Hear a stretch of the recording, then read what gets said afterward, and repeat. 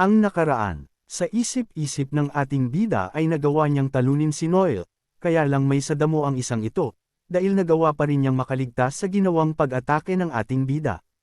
Umahan ito, at nang ahas na kalabanan ang Overlord Dragon, ngunit malasay tama pala ang isang ito, dahil one punch lang ang ginawa nito ay nabura na kaagad ang kalaban. Na ang sunod na target naman nito na subukan ay walang iba kundi ang lakas ng ating bida. Pagpapatuloy. Nagpapatuloy ang eksena habang dahan daw ang bumabagsak ang nyebe sa nagyayelong kapatagan, habang lumilipat ang tagpo sa puwersa ng Troyban na nakatayo ng matatag sa ibabaw ng may ilang larangan ng digmaan. Sa harap nila ay nakaluhod ang mga talunang sundalo ng kanilang kaaway, nakagapos at walang armas, nakatayo ng tuwid at matatag ang mga mandirigma ng Troyban, habang nanginginig naman ang mga bihag sa bigat ng pagkatalo. Sa unahan ay nakatayo si Ed Troyban, ang kanyang kapa ay humahampas sa malamig na hangin, at ang kanyang ekspresyon ay hindi natitinag. Sa likuran niya ay nakahilera ang sunod-sunod na hanay ng kanyang disiplinadong hukbo, ang kanilang katahimikan ay sumasalamin sa bakal na awtoridad ng House Troyban. Sa gitna ng mga bilanggo, isang nakayukong figure ang dahan-daw ang nag-angat ng ulo, ang puot ay nag-aapoy sa kabila ng mga pasa sa kanyang mukha. Nagngangalit ang ngipin. Tumitig siya kay Ed at Human Hill sa pagitan ng mabilis na paghinga, mga kasuklam-suklam na nilalang, sabi nito. Sa biglaang galit, sumugod siya pasulong at sumigaw, talaga bang iniisip ninyo na matatalo ninyo kaming mga Ragnar? Pumiyok ang kanyang boses, ngunit nagpatuloy siya, bawat salita ay puno ng lason, sa huli, ang talam ng Ragnar ang magbibigay ng huling. Ang pangungusap ay biglang naputol sa kanyang mga labi. Isang pulang kislap ang humiwa sa hangin, mabilis, desidido, walang awa, bumagsak ang kanyang ulo bago pa man niya mapagtanto ang nangyari. Ibinaba ni Ed Troyban ang kanyang espada ng may parehong malamig na tikas mula pa sa simula. Walang emosyon, walang pag-aalinlangan, tanging ang tahimik na katiyakan ng paghatol. Dumausdas ang dugo sa bakal at tumulo sa nagyayelong lupa habang bamantong hininga si Ed, ang kanyang boses ay patag at walang pakialam. Nakakaumay, ang mga tao ng Ragnar, palaging pareho, kahit sa huling hininga nila. Ang ulat at ang desisyon. Bumagsak ang bangkay sa nyebe kasabay ng pagtakbo ng isang sundalo palapit sa kanya, na agad lumuhad pagkarating kay Ed, nang inig ang boses nito sa pagmamadali habang nag-uulat. Isang malubhang balita, Lord Major Patriarch, nakatanggap kami ng mensahe, nabigo ang operasyon sa Floating Archipelago. Lumipat ang tingin ni Ed, matapos ang isang paghinga, nagtanong siya sa malamig at kalkuladong tono. Anong nangyari kay Noel? Mas yumuko ang sundalo, ang tensyon ay ramdam sa bawat salita habang sumasagot, nawalan kami ng contact sa kanya, sir. Sagot nito na may lungkot sa kanyang mukha. Isa pang figure ang humakbang paarap sa pinuno, ang kanyang tindig ay matigas, ang kanyang nakamaskarang helmet ay tumagilid habang yumuyuko sa tabi ng nakaluhod na sundalo. Ang kanyang boses ay kalmado ngunit may halong babala nang sabihin niyang, Noel, mukhang nabigo ang depektibong produktong iyon. Dahan-dahan niyang inangat ang kanyang ulo, sa likod ng visor, may mahinang kislap na parang sa mandaragit, matatag at mapanganib. Kung mawawala sa atin ang Floating Archipelago, babagsak ang ating pangunahing distribution hub, maaaring mabaligtad ang buong balanse ng digmaan, sabi nito. Pagkatapos, may kumpiyansang halos parang gutom, nag-alok siya, hayaan mong ako mismo ang maglinis nito, mangkahi niya sa kanilang pinuno, na nangangahulugan na hindi basta-basta ang nilalang na ito, at mukhang mas malakas. Siyang tunay kaysa kay Noel. Isa ito sa siyam na servitors ng Troyban, at siya ang ikauna sa kanilang grupo. Ngunit hindi nag-atubili si Ed, bahagyang gumalaw ang kanyang kapa sa malamig na hangin habang lumingon siya ng sapat lang para kilalanin ang kahilingan. Ang kanyang mga salita ay bumagsak na parang yelo, ganap at hindi natitinag, hindi, hayaan mo na iyon, ang malaking kapital ng archipelago ay nakuha na. Nagsimula siyang maglakad pasulong ng walang pag-aalinlangan, ang kanyang kapa ay sumayad sa duguan at may ilang lupa na parabang ang mismong larangan ng digmaan ay humahawi para sa kanya. Sa likuran niya, sumunod ang mga disiplinadong sundalo ng Troyban sa perpektong pormasayon. Ang kanilang mga espada ay tumaas at bumaba sa malamig at walang awang mga arko, at ang mga bihag na kaaway na nakaluhod na ay pinatay ng may brutal na pamamaraan. Nakakahinayang, sabi niya, ang boses ay matatag tulad ng hindi nababaling talam. Ngunit hindi dapat masilaw dito at mawala sa pokus ang mga prioridad. Dagdag pa ng isang ito, ipunan ang natitirang puwersa sa gitna, utos niya, ang kanyang tono ay napakakalmado na tila nakakapangilabot sa gitna ng digmaan. Ang digmaan mismo ay walang iba kundi isang pampalito upang makuha ang kanilang atensyon. Ito ang plano ng isang ito, tunay na mahusay at tuso pagdating sa digmaan. Huminto siya sandali, inangat ang ulo habang isang mahinang lilang liwanag ang kumislap sa kaibuturan ng kanyang mga mata. Itatak ninyo ito sa inyong isipan, utos ni Ed, ang kanyang boses ay tumalas at naging nakamamatay, iisa lang ang ating layunin. Nakatayo si Ain sa kanyang tabi, tahimik gaya ng dati, ni hindi nangangahas huminga habang lumalalim ang paninindigan ni Ed, ang lahat ay para sa kanya. Umalangaw ang boses ni Ed sa malawak na espasyo, para sa muling pagkabuhay ng Mad Dragon Emperor. Ito ang target pala ng mga kutong lupa, ang buhayin ng kauna-unahang baliw na pinuno ng Ragnar, iyon ay para gamitin ito para ubusin ang kasalukuyang Ragnar. Sa Floating Archipelago, naglaho ang imahe at napalitan ng liwanag ng araw sa abot-tanaw ng nanariwang Floating Archipelago. Ang kalmadong tubig ay kumikinang sa ilalim ng maputlang langit, ang mga bangka ay maayos na pumapasok sa daungan, at ang mga boses ng mga mangangalakal at manggagawa ay pumuno sa hangin habang bumabalik ang buhay sa isla. Sa loob ng isang opisina na nakatanaw sa daungan, dinala ng mahinang simoy ng hangin ang usapan mula sa malayo sa pamamagitan ng bukas na bintana.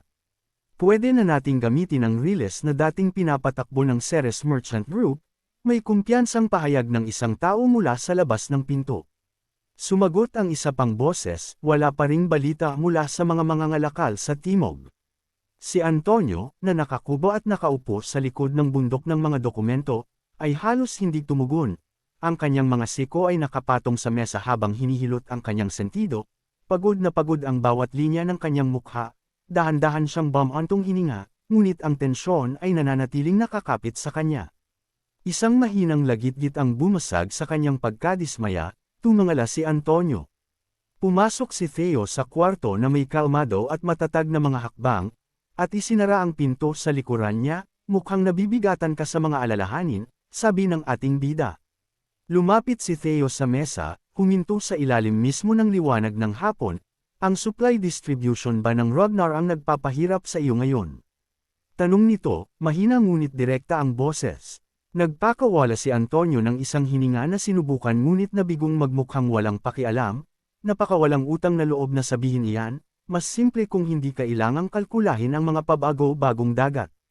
Bahagyang umayos ng upo si Antonio, sinalubong ang tingin ni Theo. Nang may tensyonado at nagtatalong ekspresyon, ang kanyang boses ay mababa at tapat ng aminin niya. Magiging tapat ako, natatakot ako sa iyo, Ragnar? Nagpapasalamat ako na pinalaya mo kami sa Troyban, ngunit walang libre sa mundong ito.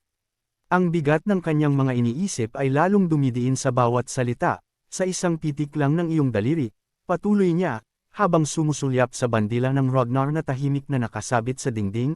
Ang lahat ng itinayo namin ay maaaring mawala, ang pangalan lang ng mananakop ang magbabago. Nag-alinlangan siya, humigpit ang panganatila pisikal na pinipigilan ang mga susunod na salita. Sa huli, ibinaba niya ang tingin sa sahig, nababalot ng anino ang kanyang ekspresyon.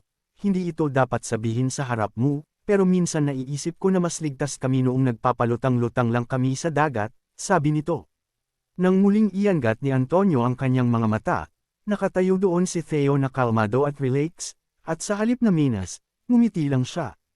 Humalukip-kap si Theo, bahagyang sumandal habang sumasagot sa matatag at kalmadong boses, naiintindihan ko, iyan ay alalahanin na dapat isaalang-alang ng sinumang pinuno, ngunit ang pananaw ko ay kabaligtaran. Napakurap si Antonio, nagulat sa kumpiyansang sagot. Dahil ito ay isang isla, sabi ni Theo, habang ibinabalik ang tingin sa kanya. Ang Floating Archipelago ang pinakamapanganib na lugar sa lahat. Nanlaki ang mga mata ni Antonio. Inangat ni Theo ang kanyang kamay, ipinapakita ang isang maliit na medalyon na kumikinang sa sikat ng araw. Ang pagiging liblib nito ay nangangahulugang wala itong mga kaaway. Sabi niya, kalmado ang boses ngunit may matibay na paninindigan, at dahil doon, hindi kayo sanay sa labanan. Hinayaan niyang damapo ang katotohanan tulad ng isang tahimik na suntok bago magpatuloy, kaya kahit sa krisis na ito, nabigo itong maglunsad ng maayos na depensa, paglalahad ng ating bida sa mga nangyari sa floating archipelago. Pagkatapos ay pinitik ni Theo ang kanyang palso, umikot ang medalyon sa hangin papunta kay Antonio, na agad itong sinalo, nang maramdaman ang malamig na metal sa kanyang palad. Naging matigas ang tono ni Theo, ang pambansang depensa ay hindi malulutas sa pamamagitan ng pag-asa sa iba lamang. Napatingin si Antonio sa medalyon, ang inukit na bungo, ang bigat ng metal na may dalang kahulugan na higit pa sa laki nito. Bago pa siya muling makatingala, sumunod ang boses ni Theo, matatag at desidido, kahit na may kaakibat na malaking panganib, sabi niya, dapat ihanda ng isang bansa ang sarili nito, sa isang posibilidad na digmaan. Pinagmasdan siya ni Theo sandali, pagkatapos ay idinagdag ng may pahiwatig na alam niya ang nasa isip nit. Sa anumang kaso, mabuti na rin at iniisip mo na ito. Nagbago ang kanyang tono habang bahagyang sumandal at nagtanong, alam mo ba ang tungkol sa White Dragon Squad ng Ragnar? Napaayos ng upo si Antonio sa biglaang tanong, syempre, ang sikat na airborne assault unit ng Ragnar na sumasakay sa Wyverns. Tama, sagot ni Theo, isang maliit na ngisi ang gumuhit sa mga labi ni Theo nang tapusin niya. Ang archipelago ay mayroon ding mga nilalang na katulad ng Wyverns, paliwanag nito na nasa sabik ito sa mga bagay na gusto niyang mangyari ngayon. Agad na tumigas ang ekspresyon ni Antonio, biglang lumitaw ang alaala. Ang ibig mong sabihin ay ang mga sea serpents. Bulong niya, huwag mo nang simulan, gumagala sila ng pangkatin at winuwasak ang lahat ng madaanan nila, kapag lumilitaw sila, itinuturing itong emergency. Bago pa makapagsalita ulit si Antonio, may mga sigawan sa malayo na tumagos sa pader ng opisina, emergency. May mga sea serpent sa pantalan. Lalong naging maingay ang mga boses sa bawat segundo, lahat ng sibilyan, lumikas agad. Lahat ng combat personnel, maghanda na sa pakikipaglaban ngayon din. Napapitlag si Antonio nang marinig ang kaguluhan sa labas, buwisit, kakabanggit ko lang saad niya. Sabay tayo mula sa kanyang upuan, ngunit bago pa siya lumunin ng panik, itinaas lang ni Theo ang kamay sa isang kalmadong kumpas. Ang kanyang boses ay magaan at walang bahid ng pagkabahala, hindi kailangang mag-alala ng sobra, sabi nito na para bang alam na alam niya ang nangyayari. Humakbang siya pasulong ng may madaling ngiti, inabot ang pinto, at binuksan ito na parang tinatanggap ang isang bisita. Nanigas si Antonio, Hoy, pumiyok ang boses niya nang mabasag ang lahat ng inaasahan niya pagtingin sa labas. Nakatayo sa labas ng pinto, ang malaking ulo nito ay nagbibigay ng anino sa kanilang dalawa, isang sea serpent, ibinaba nito ang ulo, pinupuno ang pintuan na parang isang dambuhalang buhay na tarangkahan. Itinuro ni Theo ang nilalang ng may casual na gun, hindi man lang natinag, ayan, ang mga ipinatawag ko. Hindi makapaniwala si Antonio, agad na namuo ang pawis sa kanyang sentido habang nakatitig sa pagitan ni Theo at ng halimaw na nakadungaw sa kanila, ano? Sinadya mong tawagin dito ang mga siraulong nilalang ng dagat na yan. Nababaliw ka na ba? Nauutol niyang sabi, nanginginig ang boses sa gulat habang umungol ng mahina ang serpiente at ibinaba ang ulo nito. Kalmadong ipinatong ni Theo ang kamay sa nguso nito, ang kilos ay napakanatural na napatingin si Antonio nang hindi makapaniwala, ano sa tingin mo? Sabi ni Theo na may banayad ng ngiti, tuturuan kita kung paano sila paamuhin, sabi ng ating bida.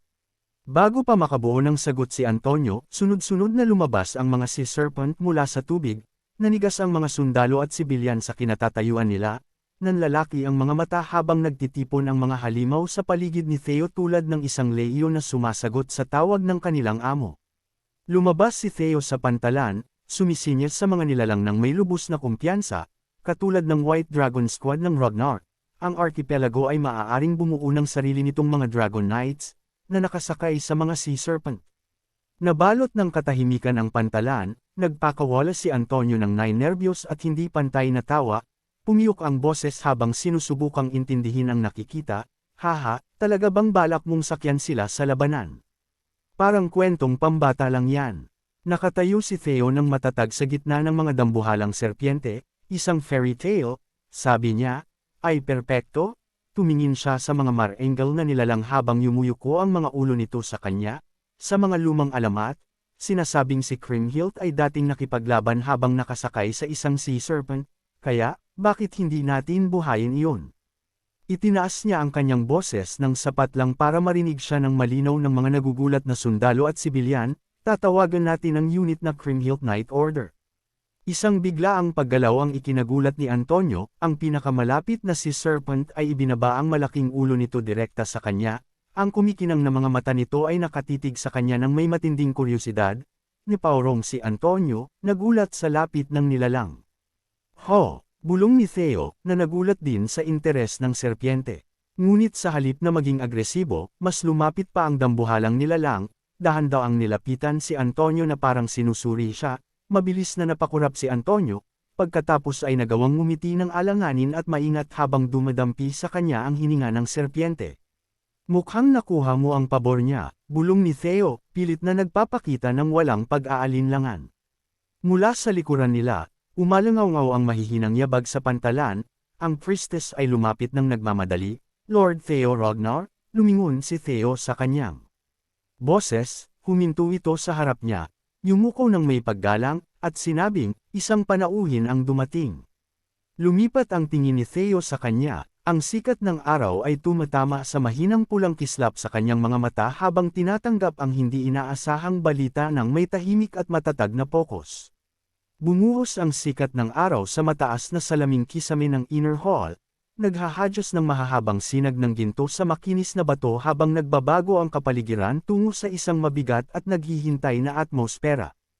Ang echo ng mga yabag ay narinig sa silid, at isang misteryosong figure ang humakbang pasulong. Ang kanyang tingin ay nakatutok kay Theo ng may halong kawalan ng paniniwala at pagkamangha. Talagang kalokohan? Bulong niya, nagawa mo ang lahat ng ito ng mag-isa sa loob lang ng ilang araw. May kasamang bahagyang pagkibit balikat, sagot niya, nangyari lang na ganoon, tugon ng ating bida. Si Cleve, na nakatayo sa gilid, ay idiniin ang nanginginig na kamay sa kanyang noo. Alam mo ba kung ano ang ginawa mo ngayon? Sabi niya, hindi mapigilan ang sarili. Sa bagay, ito ay isang bagay na may sukdulang paglilihim, isang bagay na alam lang ng iilan sa loob ng Black Snow mismo.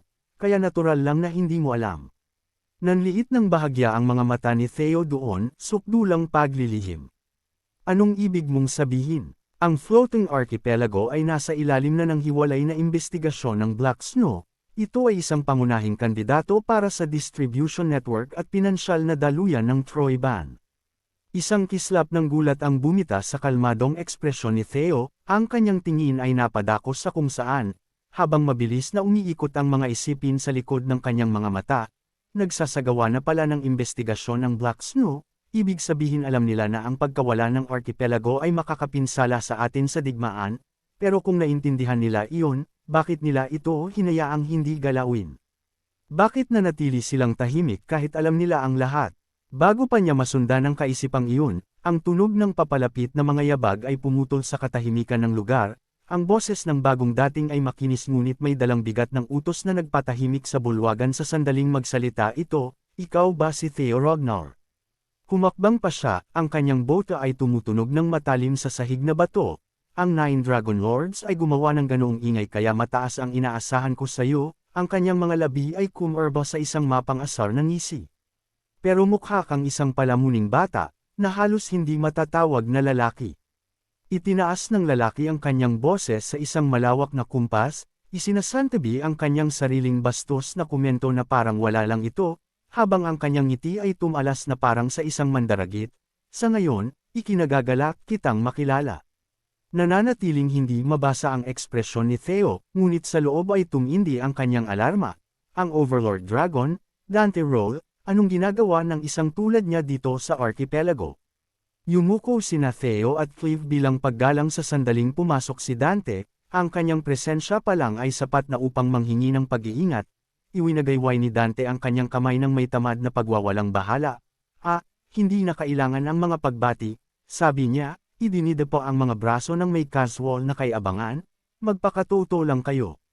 Sa totoo lang, dahan daw ang tumuwid si Cleve. Ang kanyang boses ay magalang ngunit may halong tensyon, Lord Dante, sabi nito. Tumingin ito sa kanya ng may madaling ngiti, patawad, huli na ako ng sobra, sabi ng Overlord Dragon. Ang kahinahuna ni Cleve ay nabasag at napalitan ng nakikitang inis habang humahakbang siya palapit dito. Ang kanyang boses ay tumatalas, hanggang sa lumala ang mga bagay sa floating archipelago sa ganitong antas, bakit hindi ka nagulat ng kahit ano sa Black Snow? Humigpit ng bahagya ang panga ni Theo habang nakikinig, sa loob, tumalas ang kanyang mga iniisip. Ang katotohanan ay bumibigat sa kanyang isipan, kaya pala, hindi nagsasagawa ng direktang investigasyon ng Black Snow, iyon ang nagpapaliwanag kung bakit classified ito bilang top secret kahit sa loob ng Black Snow. Nagpatuloy si Cleve, ang kanyang boses ay may halong pagkadismaya, dahil doon, ang posisyon namin sa loob ng Black Snow ay naging napakahirap. Bago pa siya makapagsalita ng isa pang salita, marahas na nagbago ang atmosfera sa paligid, isang mabigat at dumudurog na puwersa ang humagupit sa silid ng walang babala, isang malalim na pulang aura ang sumabog at bumalot kay Dante. Paumanhin para doon, sabi niya, habang lumulobo ang pulang aura sa paligid niya, pero kung magsisalita ako ng tapat. Si Cleve ang unang tumugon, ang kanyang katawan ay bumigay na parang ang hangin mismo ay naging bato sa paligid niya, nanlaki ang kanyang mga mata sa matinding gulat, ang hininga ay napunit mula sa kanyang baga habang bumabagsak sa kanya ang bigat na parang gumuguhong alon. Bahagya lang na mas maayos ang kalagayan ni Theo, napadilat ang kanyang mga mata sa hindi paniniwala nang tumama sa kanya ang bigat ng aurang iyon ng buong lakas, yumanig sa kanya mula sa loob palabas. Sa itaas nilang dalawa, hindi natitinag at hindi gumagalaw, nakatayo si Dante nang matayog sa gitna ng umiikot na pulang kapangyarihan, ang aura ay humahampas sa paligid niya na parang isang marahas at hindi mapakilang halimaw, pinupuno ang buong silid hanggang sa maging ang hangin ay naramdamang masyadong mabigat para hingahin. Patuloy na bumigay ang mga katawan ni Theo at Cleve sa ilalim ng tumutusok na bigat. Nanginginig ang kanilang mga paa habang ang presensya ng Overlord Dragon ay dumidiin sa kanila ng walang awa, pagkatapos ay dumagundong ang boses ni Dante. Sumabog sa ibabaw ng ugong ng kanyang aura ng may ganap na awtoridad, may kumpiyansa ka ba na kaya mong harapin ang mga kahihinatnan? Sabi nito dahil sa walang pakundangang pagsalita nito ng mabibigat kay Dante. Ang shockwave na sumunod ay sumabog palabas ng may sapat na lakas upang basagin ang kalapit na bintana. Nagngalit ang ngipin ni Theo, pinatatag ang mga binti habang ang sahig sa ilalim niya ay tila tumatagilid. Ang bawat paghinga ay naging isang labanan, buwisit, alam kong malakas siya, pero sobra naman ito. Nang inag ang kanyang paningin, ang kanyang baga ay nag-iinit, ngayon naiintindihan ko na, naisip ni Theo, habang nagpupumilit na panatilihin ang kanyang ulirat laban sa nakakasakal na puwersa, alam ko na kung bakit, sa nakaraang buhay ko, kung bakit nabigo ang Ragnar na pigilan ang kolonisasyon ng floating archipelago. Nananatili si Dante na nakapaloob sa nakapapasong aura na iyon, ang baluktot na liwanag ay bumabaluktot sa paligid ng kanyang kapangyarihan, ang mga kalamnan ay nakadetalye sa ilalim ng humahampas na kasuotan nito, ang kanyang poster ay hindi natitinag, ang bigat ng kanyang presensya pa lang ay sapat na upang durugan ng hangin mula sa baga ng sinumang manggahas na tumayo sa harap niya. Sino kaya talaga ito si Dante Roll? Siya ba ay kalaban o kakampi? Kakayanin kaya ito laban ni Theo ngayon? Abangan! Kung nagustuhan po ninyo ang aking recap, huwag sana ninyong kalimutan ang mag-like o mag-comment. Maraming salamat!